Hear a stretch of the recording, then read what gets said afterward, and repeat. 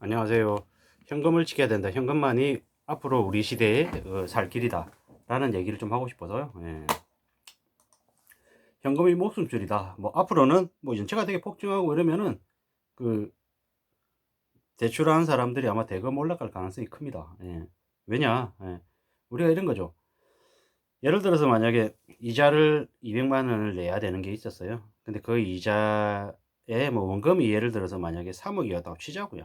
그러면은 그 처음에는 그 이자 200만 원을 만약에 연체를 하게 되면 그 200만 원에 대해서 이제 다음번에 가산금리가 물겠죠. 근데 나중에 좀 지나면 어떻게 되냐면 그 이자 금액의 연체가 아니라 전체 대출 금액 총액에 대한 연체로 은행들이 뭐 계산하는 그런 수식이 있더라고요.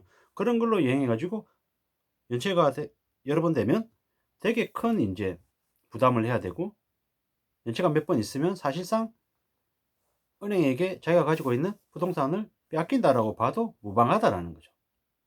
뭐 100억 회사가 현금 500억이 500만 원, 1000만 원이 없어 가지고 무너진다는 얘기가 그게 거짓말이 아닌 것 같더라고요. 그래서 현금줄을 목숨줄이라고 얘기하는 거고, 아무리 자산을 많이 가지고 있는 사람도 현금화할 수 있는 돈이 적으면 그 때문에 뭐 항상 이렇게 비용이 발생하는 그런 자산들 때문에 뭐 무너지는 경우가 종종 발생한다고 하네요. 현재 빚을 한 2, 3억 가지고 있는 사람들은 아, 그래 남들도 그 정도 빚은 다 가지고 있어, 이렇게 생각을 한다는데, 실제로 대한민국 국민 10명 중에 4명은 빚이 없대요. 잘 살든 못 살든 뭐 자기 형편에 맞게끔 사는 사람들이라는 거죠. 그런 사람들은 뭐 경제 쇼크 충격이 와도 삶이 좀 불편해질 수는 있지만 그렇다고 삶이 흔들리진 않는다라는 거죠. 왜? 삶이 탄탄하니까. 자기가 버는 돈이 200만 원이에요. 생활비로 처음 쓰는 게 150이에요. 그럼 50만 원이 쌓이는 거예요. 50만 원밖에 안 쌓여요? 되게 구실구실하네? 뭐 특이한 사람도 그렇게 볼 수 있겠지만 뭐 매월 50만 원이 쌓인다라고 하는 건 1년 지나고 되돌아보면 600만 원이 그냥 있다라는 거예요. 생활비 150만 원 든다? 1년에 1년 동안 50만 원씩 그냥 가만히 있는데도 그냥 통장에 알아서 쌓여가지고 600만 원이 있다. 그 가정은 4개월치의 생활비가 통장 잔고에 쌓여 있는 거라는 거예요. 결코 이게 되게 우스운 게 아니라는 거죠. 조금 더 다르게 얘기해 보자고요. 매월 소득이 300만 원이에요. 근데 쓰는 돈이 450이라고 해보자고요. 그럼 매월 150만 원씩 마이너스가 나요. 300만 원 버는데 마이너스 150만 원씩 난다고? 애 학원비 보내야 돼. 뭐 차 기름값 넣어야 돼. 이거 해야 돼. 저거 해야 돼서 150만 원씩 마이너스가 난다고 치면 1년 지나면 되돌아보면 마이너스 1800만 원이에요. 5년 지나면 뭐 9천만 원. 이게 빚은 늘어나는 속도가 되게 빠르잖아요. 5년 지나면 빚이 1억만 있을까요? 아니요. 1억 2천, 1억 몇천 이렇게 되겠죠. 금리가 낮으니까 좀 대출해도 좀 괜찮아, 이런 생각으로 막 사는 사람들이 생각보다 많다라는 거예요. 근데 지금 어떻습니까? 금리가 계속 올라가잖아요. 이자 부담이 커지고 있죠. 감당이 될까요? 감당 안 될 것 같은 거죠.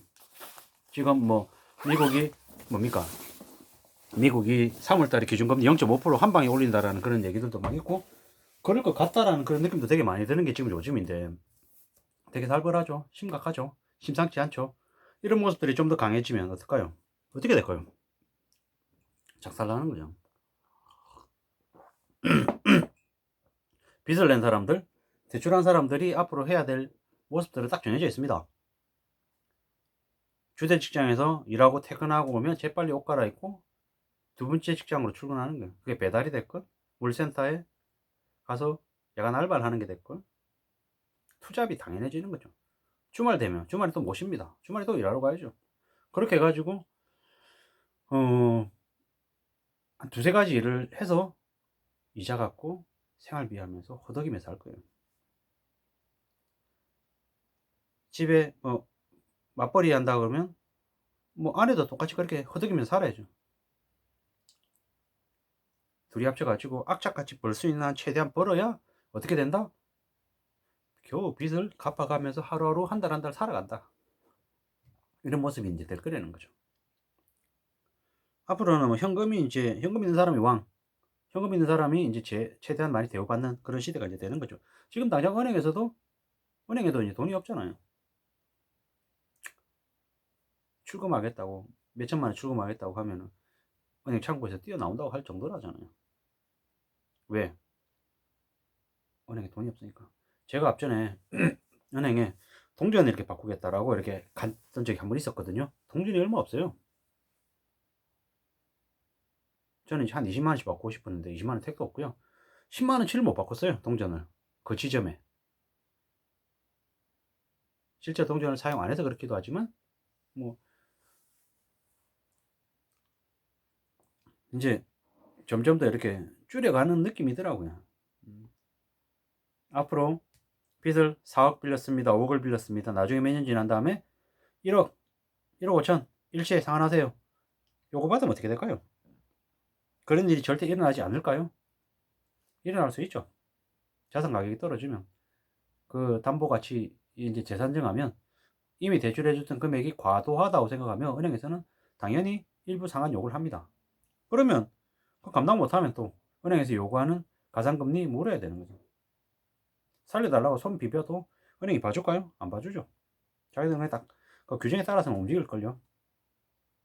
그러면 못 버티고 속출하 못 버티고 그냥 자살하는 사람 생길 거고요. 절벽에서 뛰어내리는 사람 생기고 아파트 고층 아파트 옥상에서 뛰어내리고 여기저기서 뛰어내리고 IMF 때 하도 많이 뛰어내려가지고 그 웬만한 건물들 이렇게 옥상으로 올라가는 그 문이 다 잠겨 있는 거라잖아요.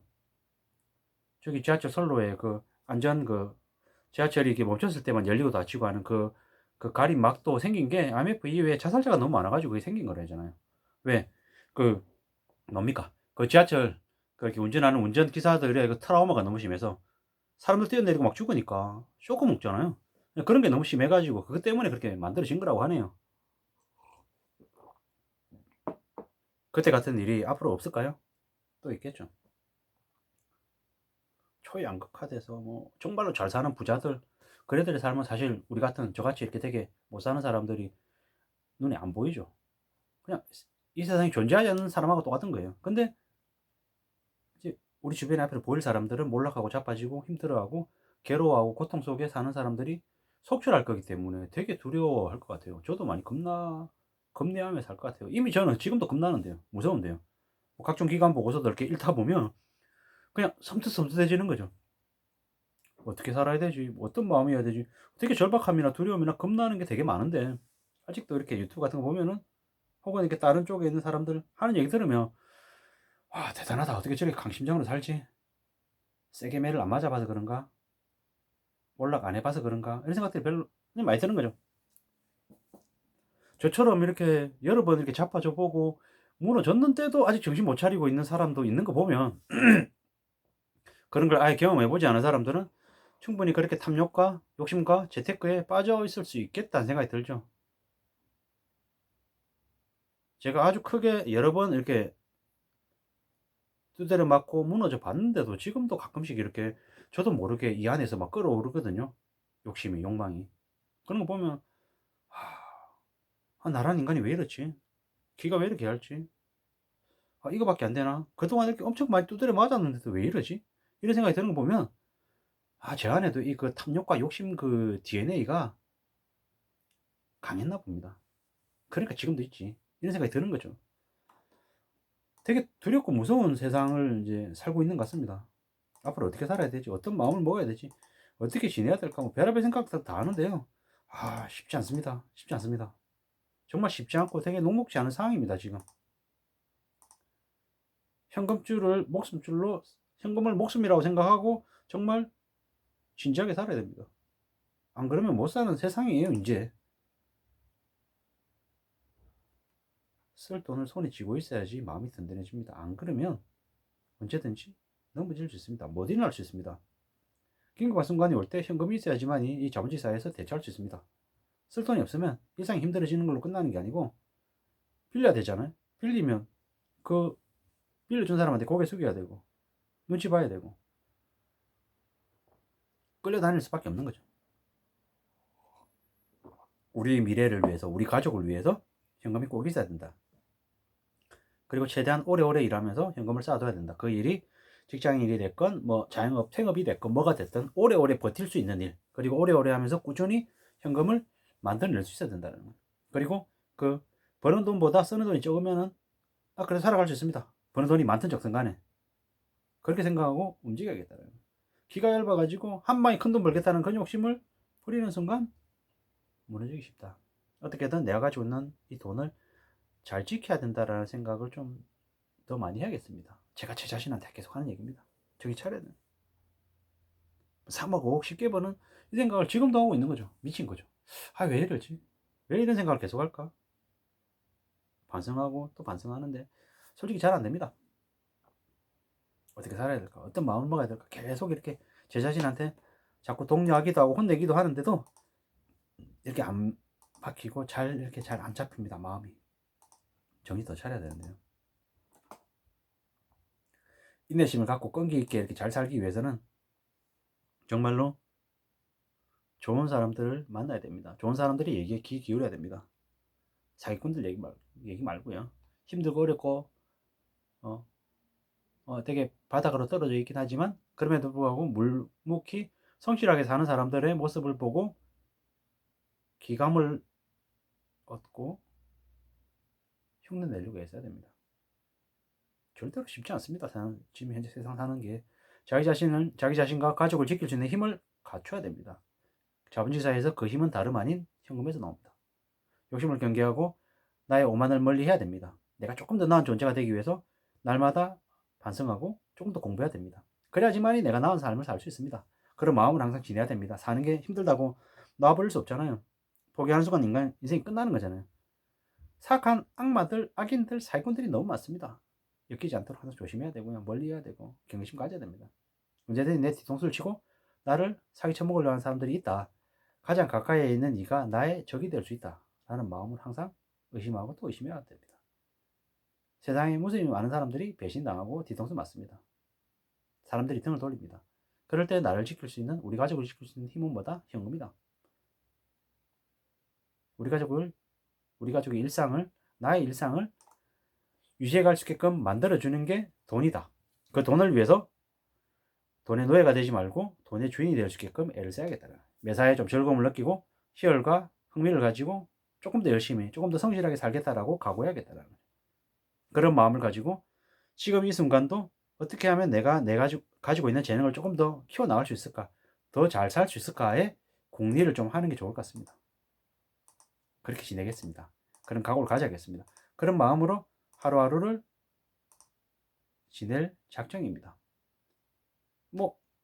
오늘 아침 같은 경우에 되게 좀 아까도 말씀을 드리긴 했는데 좀 쇼크였던 게 6시 반에 문자가 와가지고 오늘은 이제 아침에 제가 이제 평상시에 6시 반에 일어나가지고 한 3, 40분 운동을 했는데 좀 어제부터 조금 일찍 일어났어요. 6시 한 10분에 일어나가지고 차라리 영상을 먼저 찍고 그 다음에 운동하는 걸 좀 중간중간에 좀 하자 이렇게 마음을 바꿔가지고 찍다가 갑자기 끊겨가지고 처음에 찍은 영상이 13분 그 다음 영상은 첫 영상을 그렇게 찍고 나니까 그 다음 영상이 제가 이제 영상을 찍을 수 있는 이 저장량이 이렇게 적다 보니까 그 다음에 또 시간이 또 조절이 안 돼가지고 두 번째 영상도 되게 짧게 찍게 됐는데 항상 제 바람은 어떻게든 한 20분 이상은 좀 채우자 20분 정도로 좀 압축을 하자라는 게 제 생각이거든요. 너무 적게는 또 별로인 것 같고 한 20분 정도는 찍자라는 생각을 계속 가지고 이렇게 찍는데 이게 좀 잘 안 되더라고요.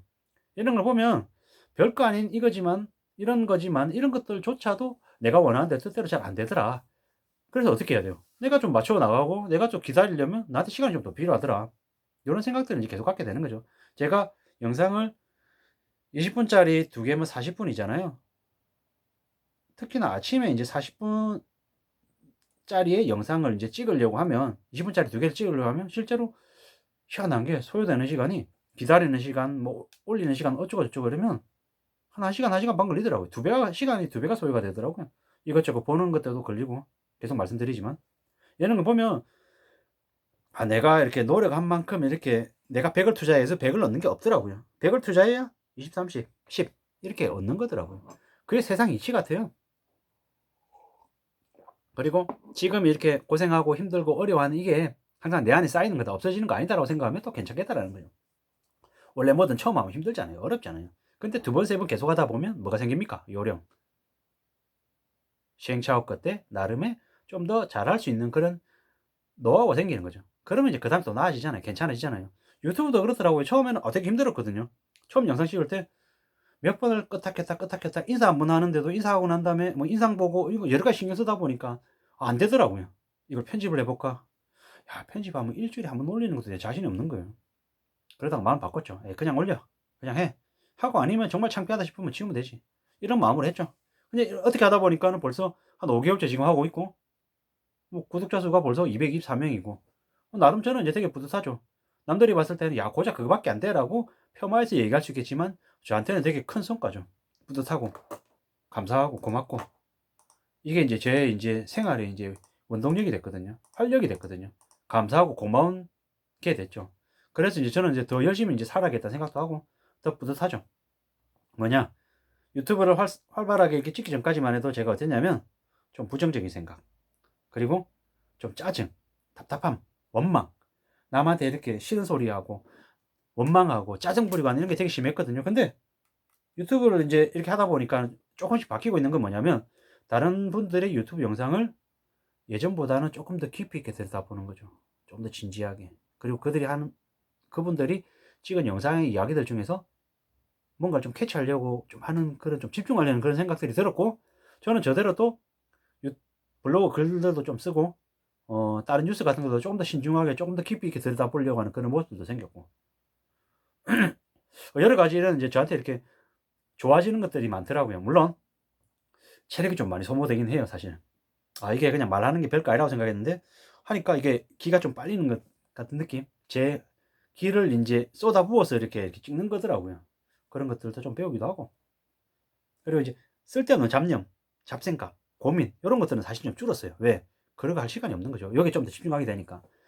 그러면 또 다른 한편으로 제가 하고 있는 제 원래 본업, 생업에 대해서 나태할 수 있냐? 아니죠.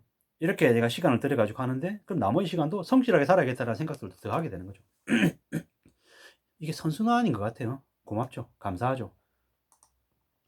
저도 모르게 이제 이렇게, 이런 삶을 또 살아갈 수 있다라는 생각에 참 감사하기도 하고, 고맙기도 하고, 참 여러 가지 생각들을 이렇게 많이 합니다. 앞으로는 빚 없는 사람이 살아남고 현금 있는 사람이 기회를 가질 것 같습니다. 투기한 사람들은 망하고 몰락할 수밖에 없습니다. 빚진 사람들은 금융권에 채권자들한테 끌려다닐 수밖에 없고, 자기 돈을 가지고 자기 스스로 판단하고 결정할 수 있는 힘을 가진 이들은 기회를 가질 겁니다. 그리고 투기꾼들이 내뱉는 자산들을 싼 값에, 헐값에 살 기회가 올 거라는 거죠. 뭐 대기업 재벌들이 부동산 팔고 현금화하고 왜 지금 기다리고 있냐고요? 그들은 자산을 싸게 사서 재산을 불리려고 하는 그런 기회를 기다리고 있는 거죠. 우리 개인도 그걸 흉내내면 좋겠다라는 거죠. 지금은 단돈 만 원도 소중하게 생각해야 됩니다. 그 돈의 가치가 몇 배가 커질 수 있습니다. 이렇게 박공민 선생님도 얘기하시고, 저도 그 의견에 동의해서 이렇게 말씀드리는 거니까 그렇게 봐주시면 좋을 것 같습니다. 예전에 제가 거래했던 그 스키 용품 이제 업체 사장님이 있었어요. 그분이 뭐라고 얘기했냐면, IMF 전에는 백화점 2개 입점해가지고 딱 겨울 시즌만 끝내면 1년에, 1년 아니죠. 겨울철에만 장사하고 나머지 다 놀았으니까, 쉬었으니까. 그렇게 해서 1년에 버는 돈이 그 겨울 시즌 한철 장사해가지고 현금을 5억 넘게 벌었대요. 그 시즌 끝나면 은행에서 여직원들을 한 대여섯 명을 보내줬대요. 개수기라고 하는 돈 세는 그 기계 들고. 그때는 5만 원이 없던 시절이라 만 원짜리를 세는데 시간이 꽤 걸렸대요. 그러면 항상 그 일 끝나고 나면 여직원들한테 그 사장이 한 20만 원씩 그냥 씌워줬대요. 왜? 그래도 남았으니까. 고맙다고. 되게 풍족했대요. 그 당시에는 스키 관련된 바이어들 룸사롱 접대 원하는 데 다 해줬대요. 해줘도 돈이 남았으니까. 근데 아미바가 터지고 갑자기 스키 용품을 사는 사람들이 씨가 마르기 시작하니까 갑자기 자빠지기 시작하는데, 현금 100만 원에 팔아야 되는 물건들을, 원가가 40만 원인 품목들을 5만 원, 10만 원에도 막 날렸대요. 왜? 살아야 되니까, 버텨야 되니까. 그리고 결국엔 나중에 무너졌대요. 뭐 때문에? 돈이 없어서. 갖고 있는 현금이 없었던 거예요. 매년 그렇게 많은 돈을 벌다 보니까 언제든지 돈을 벌 수 있다고 생각했던 거예요. 그러다 보니까 되려 아이러니하게 그렇게 큰 돈을 벌었지만 정작 자기한테 비축되어 있는 돈이 없었던 거예요. 그러다 보니까는 IMF가 오고 무너졌죠. 스키 용품 자체 업을 지금도 안 하고 있습니다. 그분은. 그 쇼크가 너무 커서. 물론 다른 일을 하고 있지만, 그런 거 봤을 때는 항상 위험을 대비할 수 있는, 리스크를 대비할 수 있는 현금이 꼭 필요하다라는 말씀을 꼭 좀 드리고 싶은 거죠. 경험이 있어야지만 힘들고 어려운 시기를 견디고 감내하고 이겨낼 수 있는 대비책이 된다.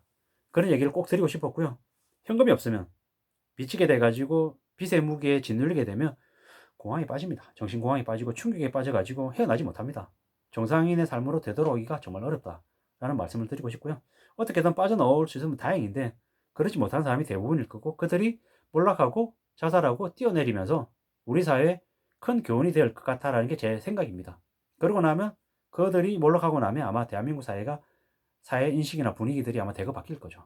중고용품을 찾아서 쓰고 새 상품을 사지 않으려고 하고 식비를 아끼고 교통비를 아끼고 자전거를 많이 타고 다니고 철저하게 건금절약하고 소비를 줄이는 그런 분위기가 우리 사회에도 자리 잡을 것 같다는 거죠. 이 영상의 주제는 빚이 없는 사람은 살아남고 현금이 있는 이가 기회를 갖는다. 빚진 이들이 몰락하는 시대가 시작됐다라는 게 이번 영상의 주제입니다. 참고하시고 들으시면 좋을 것 같습니다. 오늘 하루도 활기차고 감사하게 열어가시기를 간절히 바라겠습니다. 시청해주셔서 고맙습니다. 감사합니다.